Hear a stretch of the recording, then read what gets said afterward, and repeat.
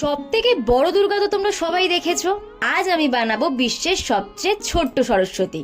তাহলে তোমরাও আর দেরি করছো কেন? ভিডিওটা কিন্তু স্কিপ না করে পুরোটা দেখতে হবে। সাবস্ক্রাইব না করে থাকলে চ্যানেলটাকে সাবস্ক্রাইব করে বেল বাটনটা কিন্তু প্রেস করতে ভুলবে না অবশ্যই। আচ্ছা, কার কার বাড়িতে তোমাদের সরস্বতী পুজো হয় আর এবছর কারা কারা ওয়েডিং ইনভিটেশন পেলে কমেন্টস কিন্তু অবশ্যই জানিও।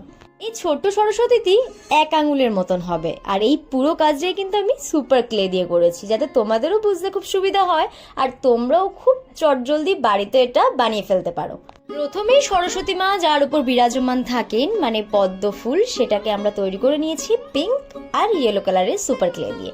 তারপর এক এক করে বডির পার্টগুলো করে শাড়ি, মাকে কিছু গোল্ডেন অথবা সোনার গয়নাতেও একটু সাজিয়ে নিয়েছি। একটা ছোট্ট লাল টিপ, মাথা ভর্তি সিঁদুর, হাঁস এবং বিনা ছাড়া তো মা একেবারে ইনকমপ্লিট।